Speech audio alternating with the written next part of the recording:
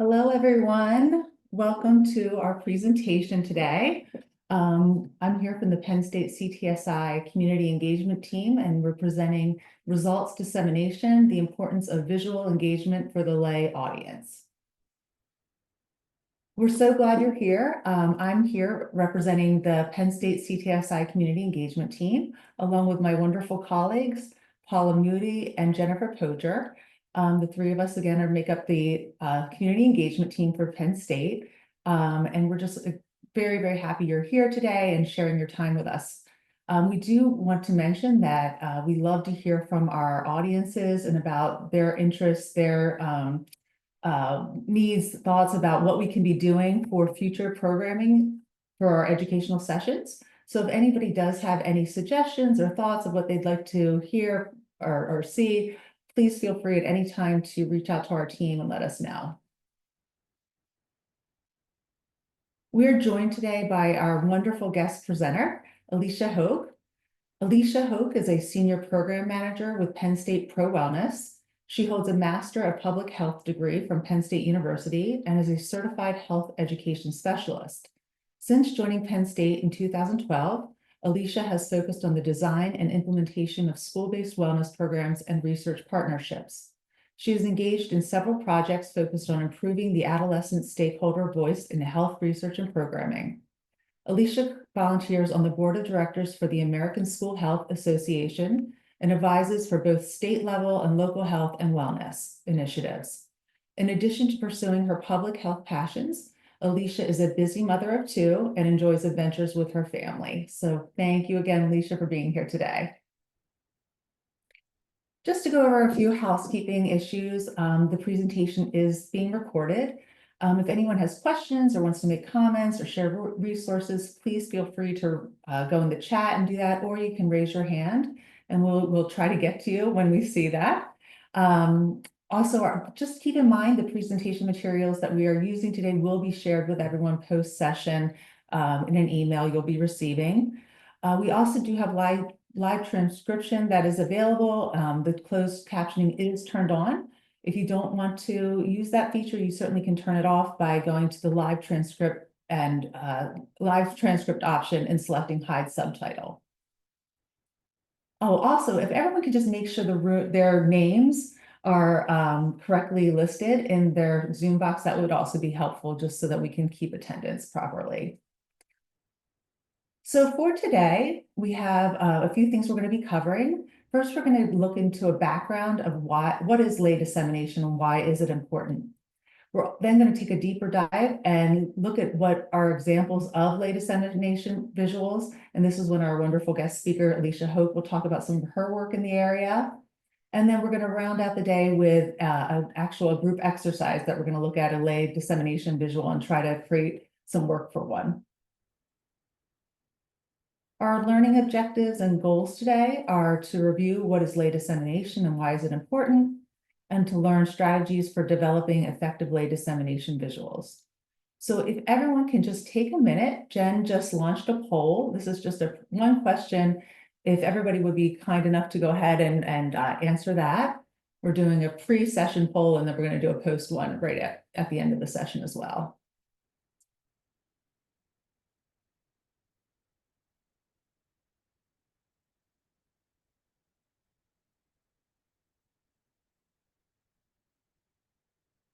Okay, so it looks like we have roughly, have you ever shared your research results with a lay audience? About a little over 50% of folks have, and right under 50% have not. So we're really glad you're all here today. We can hopefully, again, in the chat, if anybody has resources or things that they have used in their practice of lay dissemination, feel free to add those resources in the chat. And share your experiences in the chat as well. We will have question and answers at the end too, where we can share those experiences as well. So thank you for that. So now we're going to jump into the background of lay dissemination and why it's important. Many researchers and research teams, when they think about sharing their study results, they think immediately of a scientific or academic audience. Things like publishing in academic journals, going to doing presentations at conferences or professional lectures are all pretty common and pretty standard procedures, if you will, of engaging in research and then disseminating results. What we're going to do today is look at how important it is, in addition to scientific sharing through the journals and presentations. We also want to emphasize another type of dissemination, which is with the broader community. And there are actual examples that we'd like to share with you of how you can do this and why it is so important. This is just a quote from a gentleman named Jeremy Taylor, who said, "Reporting research findings to participants is an ethical imperative. Dissemination must become the default expectation for all research."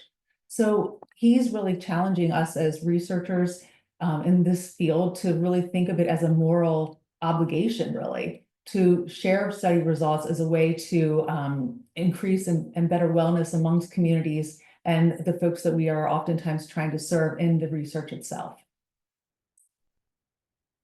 So this is a really helpful slide, I think, that talks about the benefits of lay dissemination and why it is such an important practice.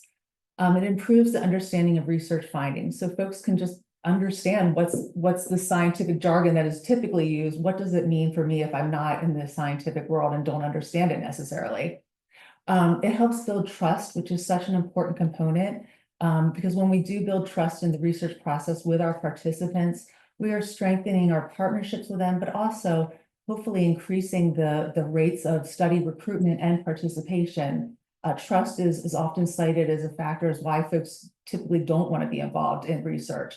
So if we are doing the lay dissemination and sharing our findings with the community in ways that are understandable and digestible by the community, we're hopefully going to improve that trust factor and hopefully from that perpetuate involvement in research. We advance health literacy, and also we reduce health disparities, which again is one of probably the biggest goals for most of us as we're doing this work, is to really be improving wellness. So the Penn State CTSI Community Engagement Team, which is again Paula Moody and Jen Poger and myself, we actually conducted a qualitative pilot study back in October of 2023, I believe it was, where it was entitled "Exploring Best Practices for Lay Dissemination of Study Results, Community-Driven Insights." When we were doing this, we were looking at this as an opportunity to really learn from community and understand, A, is it important to receive study results?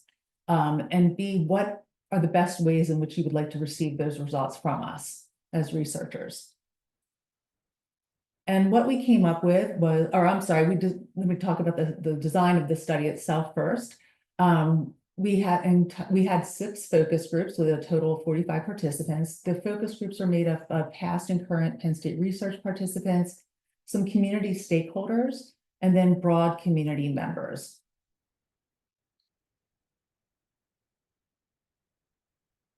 And what we ended up learning was really important, I think.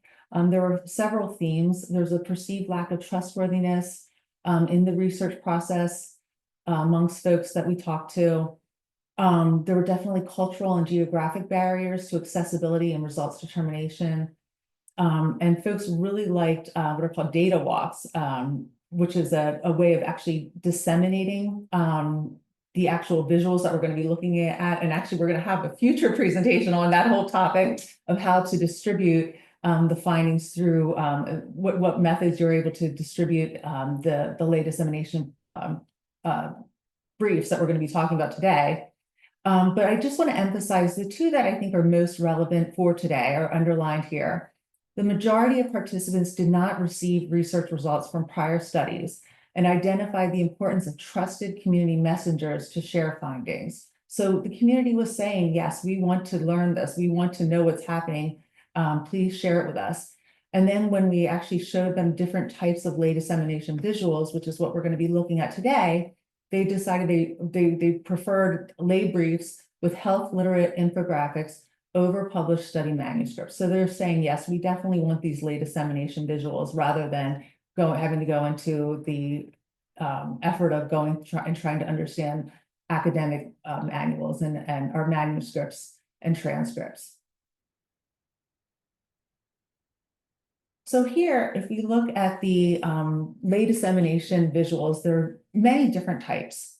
We are going to be focusing on 3 on the top today. We're going to go into detail about what they look like, what's involved with them, the lay dissemination briefs, newsletters, and infographics.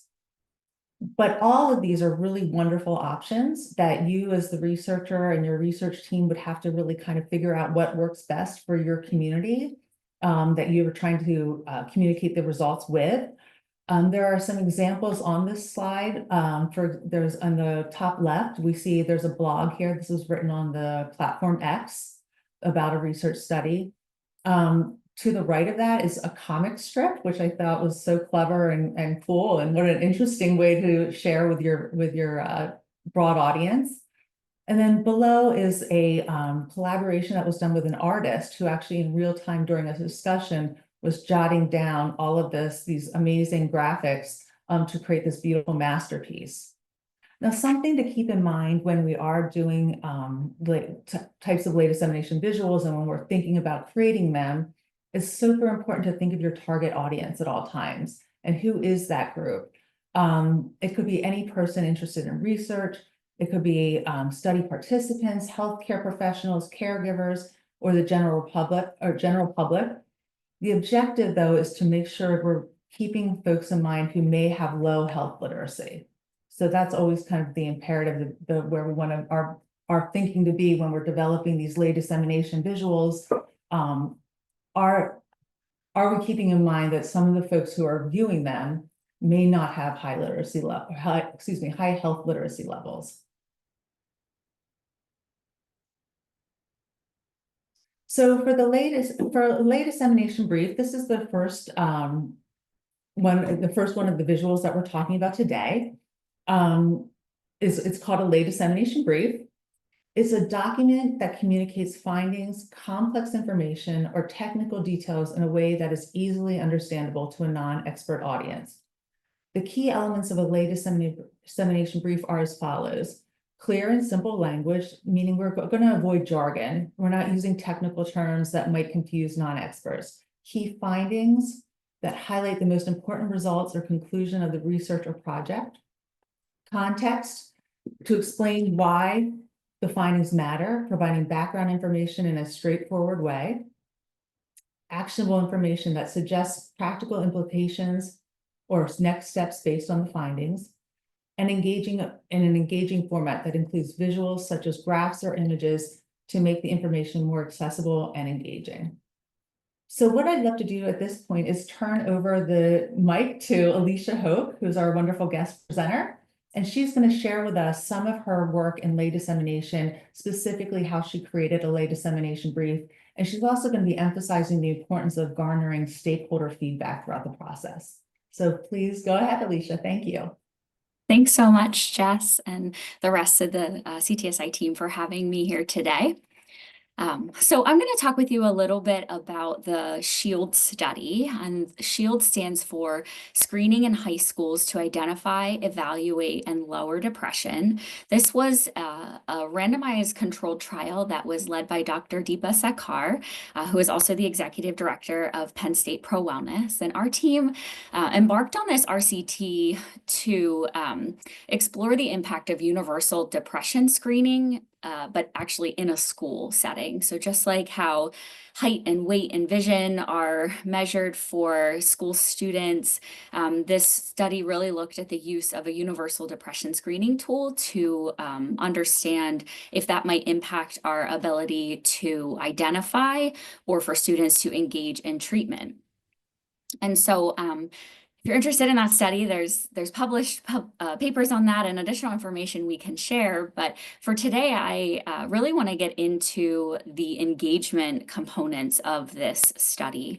And so this study was funded by the Patient-Centered Outcomes Institute. And if you're familiar with PCORI, you may know that PCORI is not only focused on the outcomes of the research that they fund, both clinical and non-clinical, but they're really most interested in the outcomes that impact the patients or the people that the research is about. So they want to find answers and solutions to addressing key clinical concerns, but they want to know how that impacts the families who are impacted by the disease of interest. And so PCORI is known for prioritizing engagement within their studies. And so my role in the SHIELD study was to oversee the engagement arms, and our engagement had two key focuses. So naturally, the schools who were involved in the RCT were a key component of our engagement. We did focus groups with those schools, interviews with teachers and students and family members before we even started the RCT within the schools we were working with, and then supported our schools in doing some community awareness activities so that they could create acceptance or awareness within their school communities for the research that they were going to be doing. Additionally, we had a stakeholder advisory board that was comprised of individuals who we thought were key to guiding the development of the research and effectively disseminating when the research activities were complete. So our stakeholder advisory board included parents, teens, school staff, physicians, and other community interest groups like Prevent Suicide PA and others that were related. Okay, so within the activities that we did related to engagement with schools, as I mentioned, we had focus groups. And one particular focus group was really focused in on understanding parent and adolescent perspectives on school-based depression screening. So before we launched the research, we wanted to make sure we understood our audience in real time, basically. So this was done in the first year of our 5-year project. And we were also looking to identify barriers to teens looking for help or seeking help for their adolescent depression. And so this ancillary study led us into to another sort of realm of our research. And so we did just what Jess had said earlier. We followed the research dissemination pathway in an academic audience focus, and we drafted a manuscript that we hoped would become a peer-reviewed published manuscript in a scientific journal article. But when we got to sort of the draft manuscript part, we paused because we knew that in addition to wanting to publish that information for our scientific peers to be able to look at, we wanted to also make sure that the students and the families and the schools who were not only in our research study, but also in any communities who were being impacted by adolescents with major depressive disorder or even the high rate of suicide among adolescents. So we were really interested in making sure that the outcomes from our focus group became available to any audience. So this is where we partnered with the other part of our engagement arm, our stakeholder advisory board, to move into the development of a lay brief. So the first thing that we did for our stakeholders was share with them the draft of the manuscript. And as you can imagine, some of them were really keen on being able to read something like that, and many of them were not. It's not a way that they were traditionally getting their information. And so we did that on purpose. We wanted to be able to understand what people took away from reading that academic manuscript, and use that information to help to call out the most important components of that manuscript. And so our stakeholders helped us to develop section topics or section headers for what would then become our brief.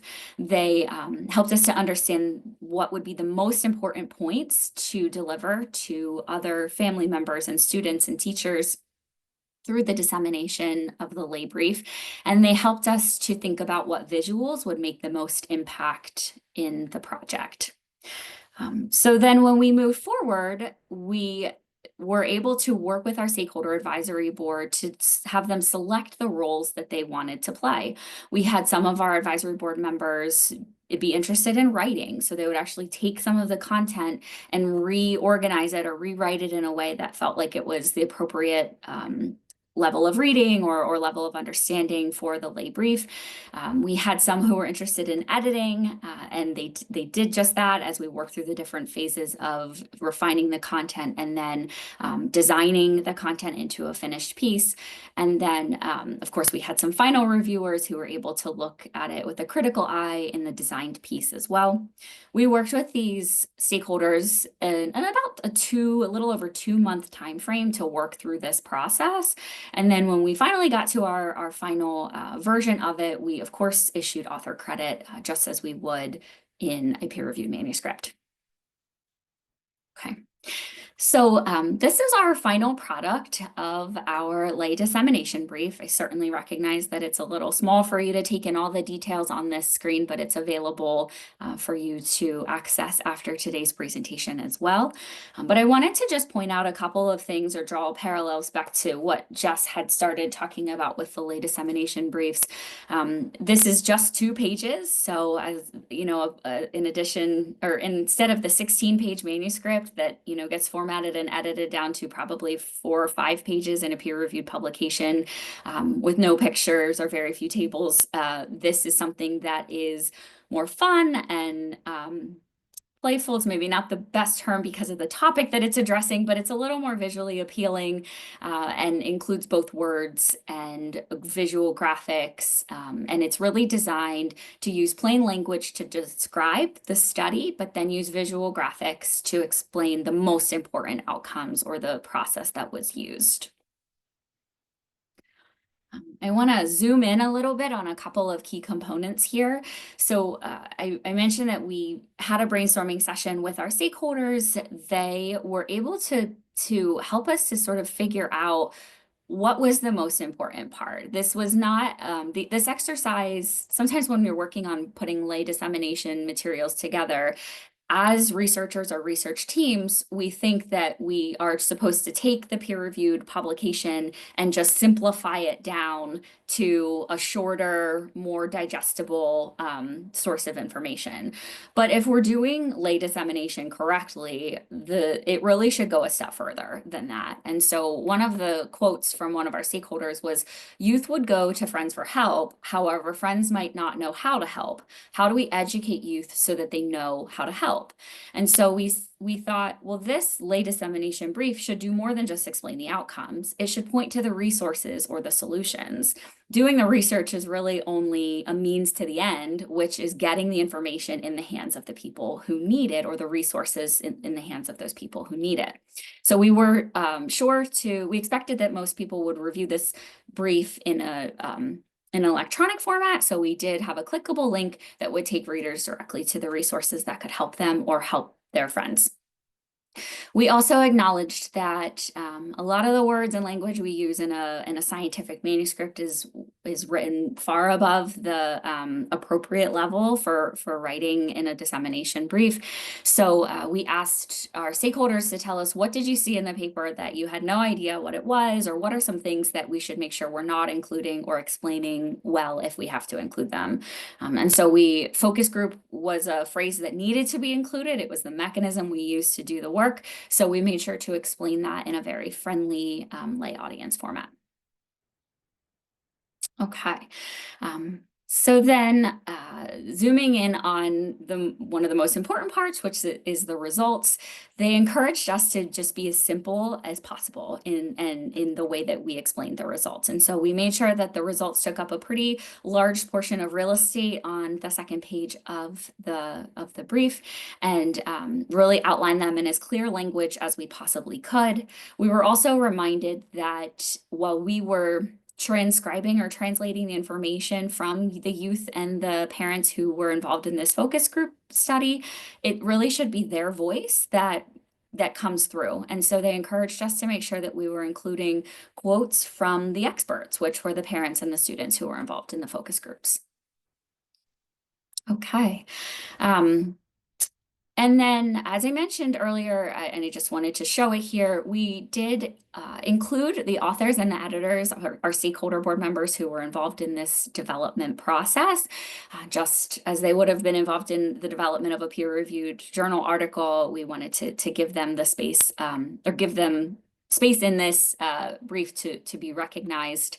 And then if anybody was interested or had the capacity to go on and read the focus group article, peer review journal article, there's access to that in this brief as well.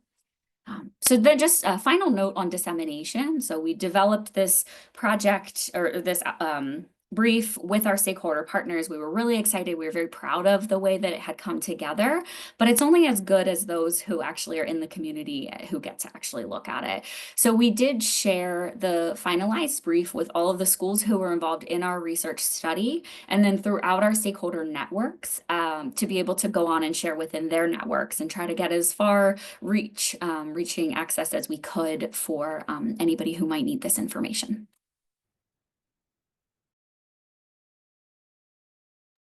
Thank you, Alicia, so much for that. That was a wonderful example of a real world process that, research process that utilized this wonderful tool of lay dissemination. We really appreciate your time and sharing that with us. Does anybody have any questions at this point? I'm just wondering for Alicia. Alicia, I hope you don't mind I'm putting you on the spot, but I'm just curious. If anybody had any questions they would like to ask Alicia about her work. Go ahead, Mary Lisa. Yeah, hi, Alicia. I'm Mary Lisa. I work with PRC, and we similarly did action guides or learning brief kind of developed a learning brief type product. A question for you is, when you engaged folks in focus groups and in review and as authors who were themselves lay people, did you offer any kind of incentive for their participation? That's a great question, Mary Lisa. In the interest of time, I didn't go into all of the stakeholder roles that they also served. So because they were already stakeholders on our peer or on our RCT study, they were being compensated for their roles as stakeholders. So that's a great point. I think that that's becoming more of the expectation, as it should. These are our colleagues and our peers. Just because they aren't doing the research or leading that research strategy, they have an invaluable voice that has to be a part of the work that we're doing. So yeah, I would certainly encourage that anybody who is going to access lay stakeholders also be compensating them regardless of what they're contributing to. Absolutely. That's such an important part of any community involvement, right? Is to make sure that we are indeed compensating at an appropriate rate. So thank you. And that's a great question. Thank you so much, Mary Lisa. Does anybody else have any questions? Jess, I do see one that just came through in the chat. It was a question related to translating into other languages or those who might have difficulty using a visual handout. Diane is asking that. For this particular project, this was done in 2021. At that time, we did not do any specific translating of this resource. Since then, our team has made a better effort at making sure that when we're putting things out for lay dissemination, we're also considering the primary audience and thinking about many times it's school systems. And so there are certain regions of schools that we work in that have may need other language translation. And so we do a better job of that now, perhaps, than we did then. Great. Thanks, Alicia. Anyone else have questions? I can't see the chat, so I'm sorry I'm not monitoring it, but I know my wonderful colleagues and Alicia sound like you're monitoring it very well, so that's great. Yes. I just have a comment as a follow-up to what Alicia is saying, and I think both of you are echoing and bringing home this really important point about compensation and recognition for folks who contribute their voice to this process. And I think to the extent possible, I think research teams should be thinking about that at the very beginning of the design of a study. So considering having voices implemented throughout the research lifecycle and building funding and budget lines appropriately I would imagine even things like if you're not using electronic distribution, if you're doing print materials, taking into consideration the cost of printing those materials, and then actually disseminating them. So how are you going about doing that? And taking that into consideration from a funding standpoint at the very beginning of the design of the study. I recognize that is not always possible, you know, because study designs kind of morph as time goes on sometimes, depending on different obstacles that are occasionally placed in the way of research teams and designs. But I think to the extent that they can, I would really encourage research teams to think about this from the very beginning. If you're putting equity at the forefront of your work, this is part of that process. Yeah, so thank you for bringing those things up and mentioning that this was a really important part of your process, Alicia. So not just necessarily the financial compensation and recognition, but also, as you're sharing here, recognition for the work that they did in their editorial comments and feedback and that type of thing as well. Yes, thank you so much, Paula, for bringing up that and kind of hitting home how important that it is to really try to start this process of lay dissemination in the very fundamental foundational planning before the project even starts really getting going. And from the get-go, it really should be implemented and or talked about and given a lot of attention to in order to do it for all the right reasons that you described. So thank you for that, Paula. Anybody else have any comments before we move on for questions? Okay, so the next type of lay dissemination visual that maybe some of you have already seen or have been involved in is a newsletter. A newsletter is really just the whole point of it is to make the research more digestible and accessible to the general public, like all of the visuals are. It shares findings and outcomes. Again, targeting the non-expert audience, keeping that always in the back of our minds as we're developing these wonderful visuals.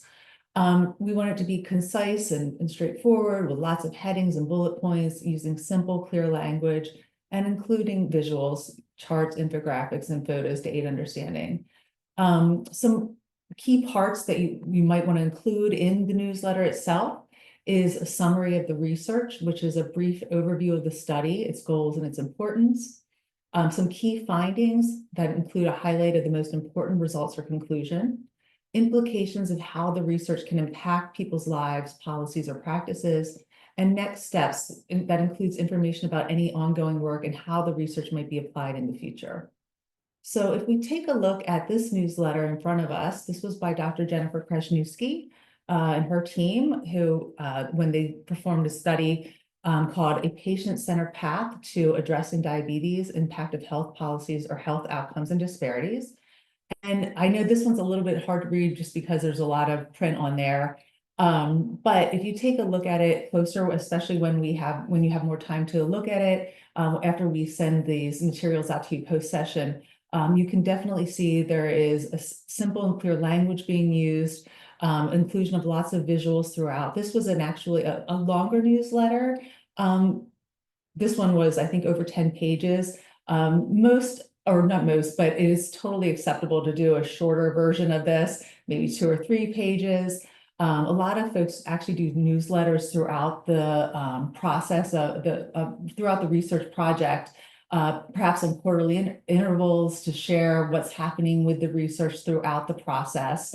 And that kind of lends itself to, when you do want to share the lay dissemination, the groundwork's already been laid of these communications and people understand and expect them and feel comfortable with them. So this is a wonderful tool to use, again, not only for the lay dissemination part of it, but also throughout the entire research project to maintain communication and updates with folks involved.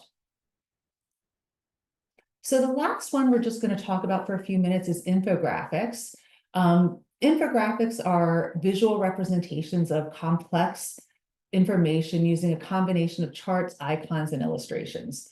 They're really heavy. The difference between an infographic, for example, and a lay brief, which is what Alicia showed us for her awesome lay dissemination visual, is that the infographics are more heavy on the visuals. They really emphasize that. And we can show a few examples here. These are both by the American Heart Association. Very highly visual.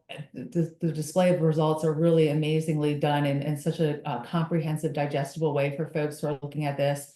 It's very abbreviated in the sense that in the way they're communicating in a consumable form. And there's really a limited amount of written description, especially I would say on the one with women and stress more so. But I think with all the little infographics for both of these, it really makes it easy to really understand it. If it was somebody who was reading it, who maybe doesn't have the highest health literacy, it makes it very comprehensible. So what I'd like to do now is just open it up for a few minutes to folks on the call. 53% of you said that you have already participated in doing lay dissemination in your work.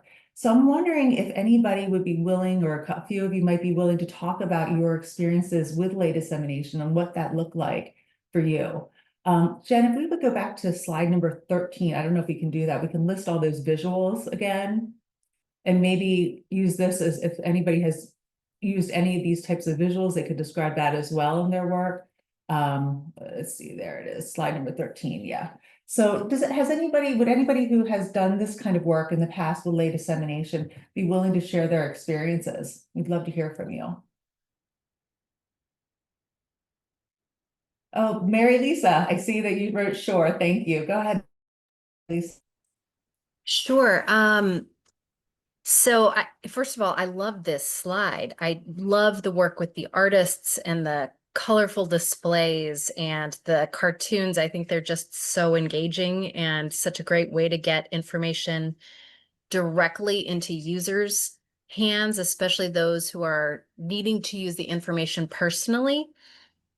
Just something I did want to bring up is sometimes we're trying to get information into it's simpler language, but it's also just a different audience. So it's like speaking a different language. And I bring that up because our experience with producing learning briefs, which then became action guides because they were not brief, as it turned out, they were much longer, was addressing folks who were working in coalitions. And so the topics that we were addressing were really aimed at practitioners on the ground, coalition leaders, participants in coalitions. And so the language of prevention science, while not perhaps a language they were familiar with, they were still operating at a high level. It was just a different language. And so we really needed to adapt to a practitioner kind of language. And so in our own process, we did end up using quite a few visuals between photographs. We created graphics that would describe different things that we wanted to explain more clearly. We had a glossary that was hyperlinked throughout. In our own process, when engaging the community, and we engaged the 6 communities on whom whose research this was based on over the course of 12 or 13 years. So we had sort of a ready-made community group of community reviewers. So they were able to review and gave us all kinds of feedback in terms of when we were doing sort of our maybe simplified, you might say, literature review. They said, where are the stories? This doesn't really connect with me. So later in the process, we made sure to hyperlink to the stories that were coming later so that people could immediately go back and forth.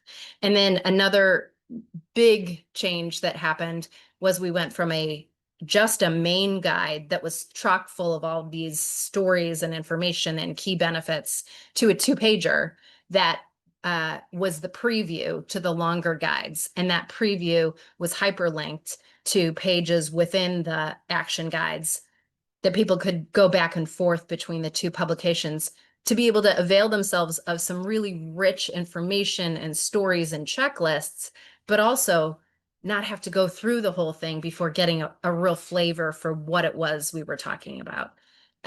So that was our experience. And I'd be happy to put the link to those guides in the chat, if that would be helpful.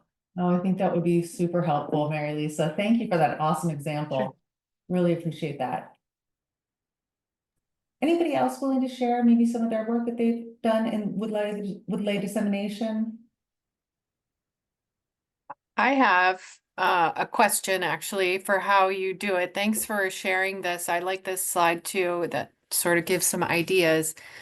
I think that the thing I have done this, and the problem for me is that I'm not a designer, and I really feel sort of hindered by that. It takes a lot of time for me to ask a research assistant or someone in my lab to try and figure out how to make something look really nice and that I feel good about sending out to people and that presents a single idea super clearly. So I wonder if just an idea or a thought out there, if some templates that investigators could use that were designed already could be a resource.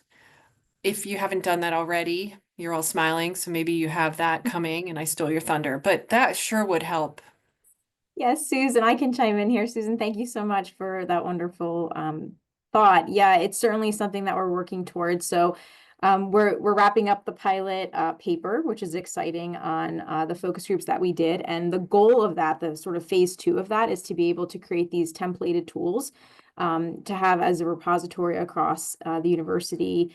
And then, really assess how participants and the broader community view some of these dissemination tools. So do they like the lay brief? Do they like some of these other approaches, like a dissemination data walk that we're going to talk about in a November session, to really kind of capture that information of, how do we make this as useful as possible, knowing that it's not a one-size-fits-all approach, but certainly having some, foundational templates would help teams get started. And we're looking into also maybe holding some sessions on how to, like, easy ways to use Canva. Might be a future session if it seems like there's a need for it.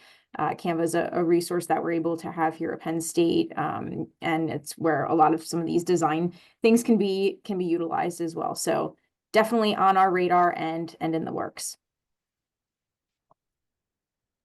Thanks, Jen, and thanks, Susan, for that great question. And yes, exactly. I think that's a common concern. And another one is financially, like being able to budget for, a lot of these are amazing ideas and that beautiful masterpiece, this piece of art that one of our teams was able to use is great. But again, it's heavy for the budgetary issues as well. So it's definitely, some of them are going to be, it might be a better matter of cost of choosing what you can afford to do as well. And time, like if to do a podcast, for example, is an amazing outlet, but it's not realistic for a lot of folks. And that certainly is okay as well. So Jen, if you could go back all the way to slide 25 now, where we were. Okay, what we're going to do at this point is divide up into breakout rooms with 4 or 5 folks in each one. We're going to ask you to take this technical language that is listed there. And what we want you to do in your small groups is basically use this technical language and how would you communicate that in more accessible language to an audience that is perhaps does not have high health literacy. So this is the beginning stages of any kind of visuals, having to translate the language and make sure it's accessible. In your small groups, if you have a few extra minutes, we're going to give you about 5 minutes. But if you have an extra minute or two, you can also start to brainstorm what kind of visuals could we use for this to make it more understandable, more comprehensible for folks that are non-scientific, related to the actual study. So, all right, we're going to put you into small groups, and Jen is going to do that. Perfect. Thank you, Jen, and we'll see you back in 5 minutes, everyone. would anybody like to share some ideas they maybe came up with how to translate this technical language into something accessible and digestible for folks who are maybe have low literacy skills or health literacy skills? Looks like Nicole has something in the chat. Our group came up with this. Eating more fiber can lead to decreasing the chance of colorectal cancer and reducing inflammation. Fiber also promotes healthy gut bacteria. Beautiful, beautiful. Anybody else were their groups actually able to come up with one? I know a lot of you had trouble because the prompt was only there for a few seconds. Caitlin's group talked about adding a few examples of what foods contain fiber. Yep, great. These are fantastic ideas. Same. then- Oh, go ahead, Sherry. Our group talked about using AI to help us break it down into plain language and then tailoring it to the audience that we identified. And in this case, we talked about tailoring it to a pregnant woman, just as an example. Love that. Thanks, Sherry. What a great use of AI. And it does break it down that way because I know I've used it that way to come up with some examples and others for other work I've been doing. So that's an awesome idea. Thanks, Sherry. And there was also a suggestion for an image using the outline of a body and just highlighting where the inflammation occurs. Yeah, perfect. Yeah. And then I see one eating more from Paula. Oh, Paula, you just listed the example. Okay, perfect, right there. One that we came up with before the session today to create a more accessible language for the prompt was eating more fiber, like from fruits, vegetables, and whole grains can lower your risk of colon cancer by reducing inflammation in the gut. It also helps grow healthy bacteria and protect your digestive system. Jacqueline said her group talked about targeting kids in schools and soccer players eat veggies to be strong and play the game well. Good students eat a healthy breakfast. Very nice. Wow. Oh gosh, Jacqueline also said using popular media like Bluey, superheroes, etc. Those are great ideas. Fantastic. One thing I'll add just to Susan's point earlier is that even this is a starting point, just taking some of that scientific language and translating the language itself.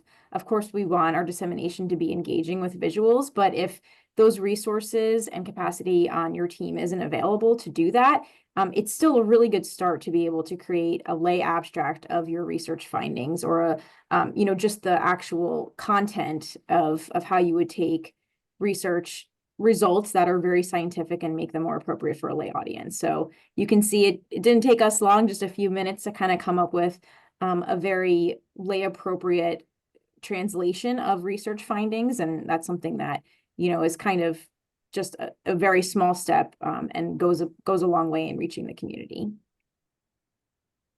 All right. Well, thank you everyone for that. I see there's some more, I think, going on in the chat, but I want to start to close this out so that we are done in the next 4 minutes. Did anybody have any additional questions or answers before we kind of close shop here today? Any other questions or comments, anything like that? Just want to make sure I don't see anybody. Okay. So we do have some resources that we'll provide you here.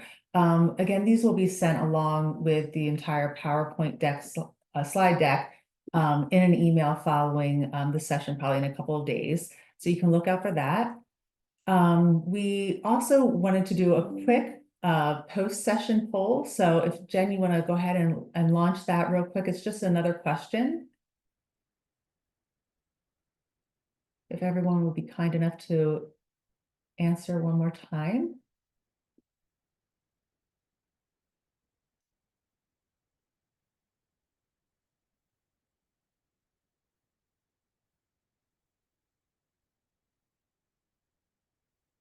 Wonderful.